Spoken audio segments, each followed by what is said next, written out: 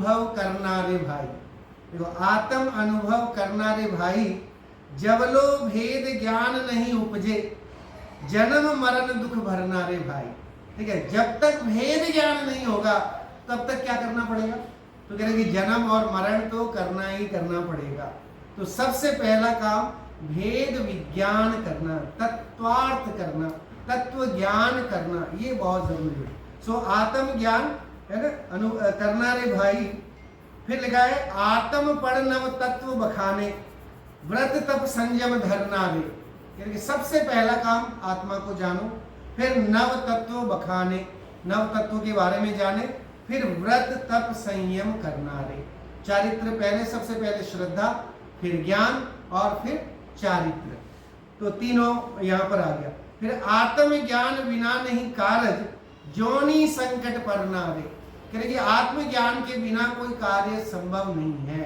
2400 तीर्थंकरों ने भी आत्मज्ञान किया है ना। जितने मुनिराज हैं वो भी आत्मज्ञान करते हैं। हमारे आचार्य भगवंत हुए हैं, उन्होंने भी आत्मज्ञान को श्रेष्ठ माना। तो वो हमें बहुत जरूरी है। फिर लिखा है सकल ग्रंथ दीपक है भाई, मिथ्या तम के हरना रे। कह रहे कि ये जितने भी ग्रंथ हैं वो कैसे हैं? तो ग्रंथ को दीपक की उपमा दी है। दीपक क्या करता है साहब? आप एक दीपक में इतनी ताकत है कि 1000 दीपक नए खड़े कर सकता है। एक दीपक हो तो हो सकता है कि नहीं कि हम एक दीपक से दूसरा दीपक जलाए, फिर तीसरा जलाए, फिर चौथा जलाए, तो कितने दीपक जो है रोशनीमय जगजगायमान हम कर सकते हैं। तो कह रहे कि ज्ञान रूपी दीपक, देखो आप ज्ञान को भी दीपक की उपमा दी है। तो अगर आत्मज्ञान हो जाए, एक को आत्मज्ञान हो जाए तो वो 10 को करवा सकता है कि नहीं? एक को थोड़ी रुचि लग जाए तो 10 लोगों को जोड़ सकता है कि नहीं, मैसेज करके, बुला करके, और सबको कि भाई ये चीज हमें सुननी चाहिए, हमारे काम की चीज है, अपने कल्याण की चीज है। कल बताया था काजू कतली का उदाहरण कि भाई काजू कतली आपका डिब्बा घर में आए तो आप क्या करते हो? सबको डिलीवर करते हो। तो ऐसे ही जब आत्मा अच्छा लगे, जैन धर्म अच्छा लगे, तो क्या करना चाहिए साहब? अपने दरवाजा बंद करके अपनी है ना अपन आनंद ले लो, बाकी किसी को, पड़ोसी को बताओ मत। ऐसा करते हो कि नहीं साहब ये चीज अच्छी है, डेफिनेटली आपको भी आना चाहिए, है ना, आपको भी सुनना चाहिए, आप भी ऐसा करो और जुड़ो इससे। तो ये अंदर में भावना अंतर में होनी चाहिए। बहुत बढ़िया बचाना। तो भागी भागी हर घर में दौड़े हो, हर घर में जाए और आप पूछे कि साहब आपके यहाँ किसी का मरण हुआ? हाँ जी, हमारे दादा, परदादा, इनका, बेटे का, इसका, है ना। तो कोई एक घर उसको ऐसा नहीं मिला कि जहां वो पोटली चावल की रख सके। फिर वो घूम फिर करके पूरे नगर में वापस है ना महाराज के पास पहुंची कि महाराज ऐसा कोई जगह नहीं है जहां की किसी घर में किसी का मरण नहीं हुआ हो। तो फिर वहाँ बुद्ध जी ने उनको समझाया कि जब किसी घर में है ना ऐसा कोई जगह नहीं है जहाँ मरण नहीं, तो मरण तो होना है, नित्य है। जिसका जन्म हुआ है उसका मरण होना है। सूक्ष्म से सूक्ष्म भी बन जाती है। आत्मा में इतना लचीलापन है ना। इसीलिए द्रव्य संग्रह में भगवान नेमिचंद्र आचार्य लिखते हैं अणु गुरु देह पमाणु। देह पमाण मतलब क्या है कि हमारी आत्मा अणु से अणु भी हो जाएगी, और देह प्रमाण, जितना बड़ा आपका शरीर होगा उस हिसाब से आत्मा के प्रदेश जो है उसमें बन जाते हैं। हाथी का इतना विशाल शरीर है तो उस रूप आत्मा के प्रदेश उसमें सर्वत्र व्याप्त है। हमारा शरीर 5 फुट का है, 10 इंच का है, तो उसमें पूरे आत्मा के प्रदेश भरे हुए हैं, हर जगह आत्मा मौजूद है। इसलिए देह प्रमाण का है ना, अणु गुरु देह प्रमाण। आत्मा अगुरु लघुत्व शक्ति वाली है ना, देह प्रमाण वाली है। तो उसे जानना बहुत जरूरी है, क्योंकि उसका नाम ही अध्यात्म। जैन धर्म में अध्यात्म जी है ना, इसलिए यहाँ का जीव राजा को जानो। तो कौन है जीव राजा? अगर आप जैसे पैसा चाहिए तो राजा के पास जाओ, तो राजा आपको मालामाल करेगा, उसको खुश करोगे तो। और अगर आपको मोक्ष चाहिए तो कहाँ जाओ? तो कहेंगे अपनी शुद्धात्मा के पास जाओ, अपने जीव राजा के पास जाओ। 2400 तीर्थंकर बताया था, 2400 तीर्थंकर मुक्त होने से पहले क्या कर रहे थे, है ना, केवल ज्ञान होने से पहले क्या कर रहे थे? तो आप ऑब्वियसली आप तीर्थंकर मुनिराज तो जब दीक्षा लेते हैं तब से लेकर के और केवल ज्ञान तक बोलते ही नहीं, उनकी कोई प्रलाप होता ही नहीं है ना, कोई वो नहीं होता, कोई देशना भी नहीं देते हैं। उनका जो प्रदेह है 16 कारण भावनाओं के फल से जो तीर्थंकरत्व मिला है, वो जब ओंकार में वाणी खीरती है तब वो उदय में आता है। उससे पहले तो वो तीर्थंकर कुछ नहीं बोलते हैं। दीक्षा कल्याणक के बाद से केवल ज्ञान कल्याणक तक साइलेंट रहते हैं, एकदम चुप, है ना तो मनोगुप्त पूरी तरह से शांत, ना वचन है ना, किसी तरह का कोई वचन नहीं। जनरली मुनिराजों के लिए आता है हित मित प्रिय वचन। हमारे मुनिराज जो हैं वो कैसे वचन बोलते हैं, तो हमेशा हितकारी, मित मतलब मिष्ट मधुर और प्रिय वचन, है ना। इसीलिए आप देखिए हितोपदेश कहा जाता है। हितोपदेश शब्द में ये तीनों आ जाते हैं कि हित मित प्रिय, या तो बोलो ही मत। जैन धर्म कहता है if you not required then don't, है ना, कुछ भी मत बोलो, और अगर रिक्वायर्ड है तो हमेशा मिष्ट बोलो, मधुर बोलो, सामने वाले है ना जिनके मुख से अमृत झरे। मुनिराजों की वचन बोलते हैं कि जब वो बोलते हैं तो ऐसा लगता है जैसे कि उनके मुख से अमृत झरता है ना। वो ऐसे भव्य जीव, वैसे संबोधन करते हुए और कल्याण स्वरूप वैसी बातें वो बताते जगत के लिए। तो हमेशा हित मित प्रिय वचन ही बोले, किसी को हर्ट करने वाले वचन तो बोले, क्योंकि हम तो अहिंसा धर्म के अनुयायी हैं। जैन धर्म अहिंसा के फंडामेंटल पे टिका हुआ है। हिंसा, विरोधी हिंसा, इस तरह की 4 हिंसाएं बताई हैं। तो गृहस्थ के लिए तो ठीक है कि भाई आप आराम से बच नहीं सकते हम, है ना। कोई इतना सब जो भी व्यापार धंधा, गाड़ी चलाना, ये कुछ ऐसे आरंभ है जिनसे हम बच नहीं सकते, है ना, वो होता ही होता है। तो आरंभी हिंसा है। विरोधी हिंसा कब है कि साहब आप कोई सामने वाला जन, है ना, आए और चाटा मार जाए तो हम क्या करें, उसे चाटा मारे कि नहीं। महात्मा गांधी कहते थे दूसरा गाल भी आप जो है उनको सामने कर दो। तो जैन धर्म कहता है वो तो ठीक है। विरोधी हिंसा का मतलब ये है कि सामने अगर वो आपके विरोध कर रहा है, आप कुछ इस तरह का जैन धर्म से संबंधित कुछ ऐसा वो है, तो डेफिनेटली वहां पर भी हिंसा हम करते हैं, हम उसका प्रतिकार करते हैं, तो वो एक्सेप्टेबल है। लेकिन फिर भी वो कब है कि आपकी खाली गृहस्थ अवस्था तक, लेकिन उसके बाद हिंसा का कहीं काम ही नहीं, क्योंकि जैन धर्म में अहिंसामय जीवन, कहाँ से, श्रावक से लेकर के, व्रती श्रावक लेकर के, महाव्रती लेकर के, और फिर परम व्रती समझ लीजिए, इन सब का जो है वो जीवन अहिंसा से ही पैरामीटर है, वही माप है। जो देशव्रती होता है, देशव्रती किसे कहते हैं, जिसे पंचम गुणस्थान, जिसे 5वां गुणस्थान बोलते हैं, मतलब जिसे सम्यक दर्शन हो गया है, जिसे आत्मज्ञान हो गया है, उसके बाद उसने व्रत लिए, अब वो व्रती हो गया है।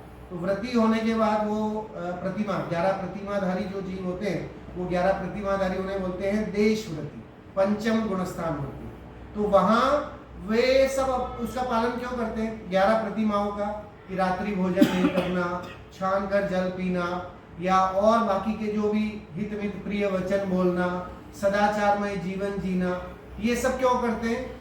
उसका कारण है कि जीवों की हिंसा न हो, इसके लिए, है ना। रात्रि भोजन नहीं करना तो भी जीवों की हिंसा न हो, परिग्रह ये उनके कुछ होगा ही नहीं, ऐसा वो होता है। तो इसीलिए वो अहिंसा धर्म के अनुयायी कहलाते हैं, चलते फिरते जैन धर्म कहलाते हैं।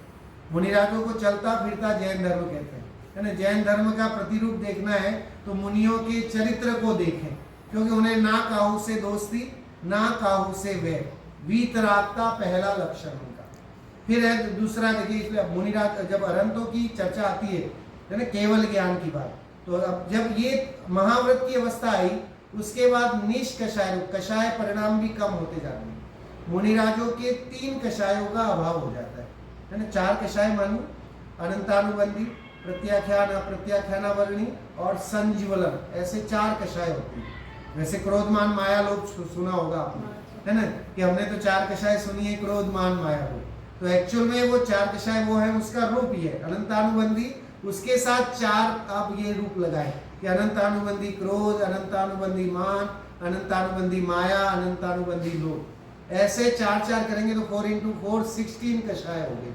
तो मुनियों के इन कषायों का, अनंतानुबंधी वाली कषाय का, अप्रत्याख्यानावरण और प्रत्याख्यानावरण, ऐसी 3 कषाय, तो 3 × 4 तो कितने हो गए, 12 कषायों का तो पूर्णता से अभाव होता है ना। पूरी तरह से 3 कषाय चौकड़ी का अभाव होता है, खाली एक संजुलन, क्रोध मान माया लोभ ये रहता है। उसका उदाहरण भी शास्त्रों में बताया है। जैसे रस्सी आप है, रस्सी जल जाए, जो चोटी बनाने वाली रस्सी होती है, जैसे महिलाएं चोटी लगाती हैं, वैसी कोई रस्सी की गांठ लगी हो और वो जल जाए तो आपकी गांठ वैसी ही दिखेगी, चोटी जैसी जली हुई रस्सी। लेकिन अगर आप उस पर उंगली फेरेंगे तो क्या हो जाएगा कि वो राख बन जाएगी। तो वैसी कषाय खाली मौजूद है उनके जीवन में, उनके आचरण में उतनी कषाय का लेश मात्र है। लेकिन जब वो फिर श्रेणी चढ़ाते हैं, आत्मध्यान और बढ़ाते हैं, शपथ श्रेणी चढ़ते हैं, फिर कषाय निर्मूल हो जाती है कि मैं साहब मरने की फुर्सत नहीं, इतना काम है ना, इतना प्रेशर, इतना ये, तो मरने की फुर्सत भाई एक श्वास में 8-10 बार जन्मे उम्र है ना। नरक में, निगोद में मरने की फुर्सत नहीं है। वहाँ जीवों को, एकेंद्रीय जीव को मरने की कहाँ फुर्सत है। एक श्वास हम लेते हैं और 18 बार वो जन्मता है और मरता है। और आप मानिए नहीं, शास्त्रों में जन्म और मरण के दुखों को सबसे बड़ा दुख कहा गया। सबसे बड़ा दुख कौन सा है? किसी आपके वियोग होना इतना दुख नहीं है। आपके बी लवर का, आपके प्रेमी का वियोग हो जाए तो इतना दुख नहीं है। मैं कह रहा हूँ किसी माता पिता का जवान बेटा मर जाए 15-16 साल का, तो भी उतना दुख नहीं है जितना दुख जन्म और मरण का। जन्म और मरण के दुख को सबसे बड़ा दुख कहा गया। इसलिए लिखा ना कि वो जो अंधा है, जिसे तत्व ज्ञान नहीं है, जिसे स्वाध्याय का अभ्यास नहीं, उन्हें हम क्या करें भाई। ज्ञानत राय जी बोलते हैं उन्हें तो एक ही काम करना है। वो खुद ही कह रहे हैं हमें जो मरने की फुर्सत नहीं है, कहाँ आएंगे साहब, है ना, अभी टाइम ही नहीं है, इतना काम है, प्रेशर है। तो कह रहे हैं उनके लिए हम क्या करें भाई। उनके लिए तो यही है कि वे आए हैं और यहाँ जन्म लिया है, कुछ ऐसे काम अच्छे किए होंगे पूर्व जन्म में, कुछ दान दिया होगा, कुछ ऐसे अच्छे संयोग बने होंगे कि जिसके कारण हमें वहाँ दुर्लभता से मनुष्य भव मिला, 5 इंद्रियों की अनुकूलता मिली, जैन कुल मिला। ये सारी जो चीजें हैं वो उत्तरोत्तर महादुर्लभ कहा गया है ना। It is very difficult to get this. ये सारी चीजें इतना आसान नहीं है जो हमें सहजता से मिल गई है। लेकिन हमें उस सहजता से मिली हुई चीज की कद्र नहीं है। वो कद्र होना बहुत जरूरी है कि मरने से पहले शरीर और आत्मा का भेद विज्ञान हो जाए। इसलिए लिखा भेद विज्ञानतः सिद्धा, सिद्धा एकिल केचना, अस्य भाव तो बद्धा, बद्धा एकिल केचना। कह रहे कि भेद विज्ञान से ही सिद्ध बन सकते हैं। एक ही फॉर्मूला, एक ही है, और कोई फॉर्मूला ही नहीं है। जितने सिद्ध बने हैं, बन रहे हैं और आगे बनेंगे, उनका एक ही फॉर्मूला है भेद विज्ञान। भेद विज्ञान मतलब तत्वों का ज्ञान, शास्त्र स्वाध्याय के माध्यम से तत्व निर्णय करना कि हम जैन हैं, हमने यहाँ मनुष्य भव है ना जन्म लिया है, तो क्यों लिया।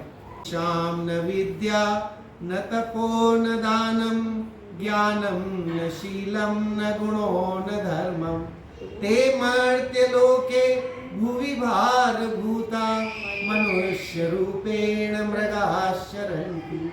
गजब का श्लोक क्या है। ये शाम न विद्या न तपो न दानम न ज्ञानम न शीलम, है ना, न धर्मम। ये सारे न बोला उसने। जिसके न तो विद्या है, न ज्ञान है, न तप है, न धर्म है, कुछ नहीं है। ते मर्त्य लोके, मर्त्य मतलब इस मनुष्य लोक में वे कैसे हैं, भुवि भार भूता। उन्होंने जन्म तो ले लिया है, लेकिन इस धरती पर वो भर्तृहरि कवि कह रहे कि बोझ है वो, जिन्हें धर्म की रुचि नहीं है, जिन्हें विद्या नहीं, जिन्हें इतने शास्त्र। अब देखिए शास्त्रों का वर्णन आता है गजब का। मुनिराजों ने ये जो शास्त्र लिखे, कुंद कुंद भगवान ने आज से 2000 साल पहले जो पंच परमागम लिखे हैं, हम खोल के नहीं देखते।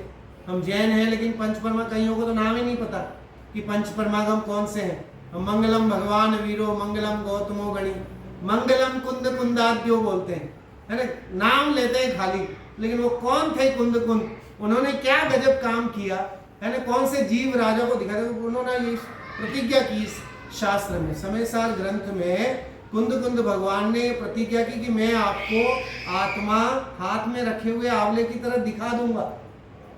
कोई है माइका लाल ऐसा जो ये बोले, ये कॉन्फिडेंस दिलाए कि मैं आपको आत्मा दिखा दूंगा। आत्मा तो अमूर्तिक है ना, आत्मा को देखा आज तक किसी ने, किसी ने नहीं, अमूर्तिक है। लेकिन ये कॉन्फिडेंस इनका इतना देखिए, वो ये कह रहे हैं कि मैं आपको आत्मा दिखा दूंगा। जो दर्शन ज्ञान चारित्र में जो आत्मा, वैभवशाली जो आत्मा है, उस आत्मा को मैं दिखा दूंगा, लेकिन एक बार ध्यान से सुनना।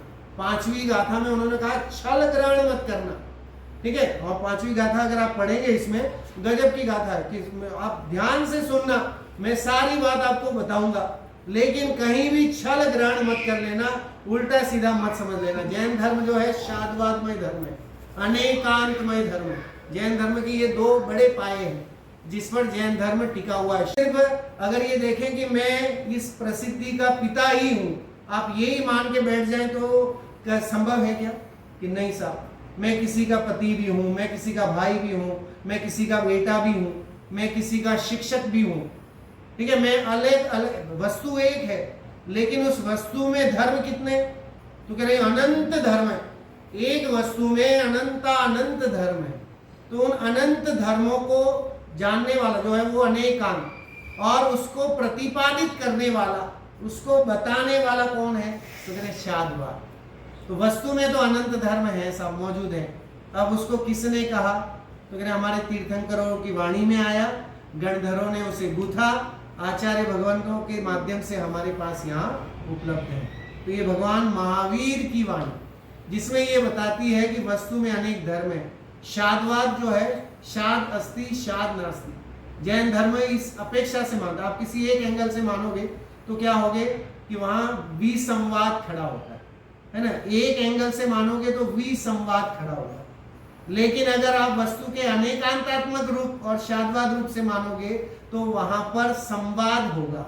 संवाद मतलब सम्यक वाद, उसका नाम संवाद, अच्छी बात करना। लेकिन विसंवाद मतलब कि साहब आप बोलो ना कि मुझे तो मानना ही नहीं, आप कर लो जो करना है ना, उखाड़ लो जो करना है, मुझे तो मानना ही नहीं, उसका नाम है विसंवाद। लेकिन शादवाद को अंगीकार करते हैं तो संवाद होता है। वहां पर जो है वस्तु का प्रतिपादन होता है, वहां वस्तु समझ में आती है, और वस्तु का श्रद्धान होता है, और श्रद्धान होता है दर्शन होगा, ज्ञान होगा और चारित्र होगा।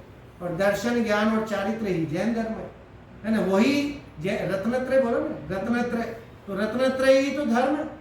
तो 3 ही है रत्न, हमारे यहाँ 3 ही रत्न है, वो 3 ही रत्न धर्म है। वो 3 रत्न जानना बहुत जरूरी है। और नहीं पढ़ेंगे तो जो भेड़ चाल जैसी चली आ रही है, जो बताया जा रहा है, वो ही हम करते जाए। हम पहले समझें। देखिए, इसीलिए जैन धर्म में परीक्षा प्रदानी होने की बात कही गई। आप्तमीमांसा समंत भद्राचार्य ने एक ग्रंथ लिखा, पद्यमय ग्रंथ है, उस देवागम स्तोत्र भी बोलते हैं उसको, देवागम स्तोत्र। देवागम स्तोत्र की पहली 2 कारिका है, मतलब गाथा है, उसमें उन्होंने बताया देवागमन भोयान चामरादि विभूतया माया विश्वपी न दृश्यन्ते न तस्त्वमसि नो महा। कह रहे कि देव आकर के नमस्कार करते हैं, ठीक है। देवागमन, न भोयान, है ना, आप नभ में चलते हैं, आकाश में चलते हैं, देव आपको नमस्कार करते हैं, छत्र चवर आपके लगे हुए हैं। इसलिए कौन? समंत भद्र जैसे आचार्य, वो ये कहते हैं कि हे भगवान, भगवान की परीक्षा कर रहे हैं। वो कह रहे हैं कि हे भगवान, मैं आपको इसलिए नमस्कार नहीं कर रहा हूँ कि देव आकर के आपको नमस्कार कर रहे हैं, आप आकाशगामी हैं, आपके छत्र चवर भामंडल ये सब चीज है। ये सब चीज तो माया विश्वपी दृश्यन्ते, है ना, जादूगरों में भी देखा जा सकता है। देखो, देव जो होते हैं वो विक्रिया रिद्धिधारी होते हैं। देवों का शरीर भी विक्रिया रिद्धि वाला, विक्रिया शरीर, वैक्रिक शरीर बोलते हैं, वैक्रिक शरीर होता है। वैक्रिक शरीर मतलब वो जैसा चाहे वैसा रूप वो बना सकते हैं, है ना, जिस तरह का रूप चाहे। तो आप सोचिए, अगर एक देव ये चाह ले तो वो खुद समोशरण की रचना भी कर, जब कुबेर कर सकता है तो कोई सामान्य देव भी वैसा डुप्लीकेट समोशरण बना सकता, कोई बड़ी बात नहीं। तो समंत भद्राचार्य कहते हैं कि ये तो कोई भी कर सकता है। क्या कि कोई ऐसा समोशरण बना ले, है ना, आप गमन करने लग जाओ आकाश में, आप कमल पत्र से 4 उंगल ऊपर बैठ जाओ, ऐसा सब काम तो कोई भी जादूगर कर सकता है। लेकिन मैं आपको क्यों पूछ रहा हूँ?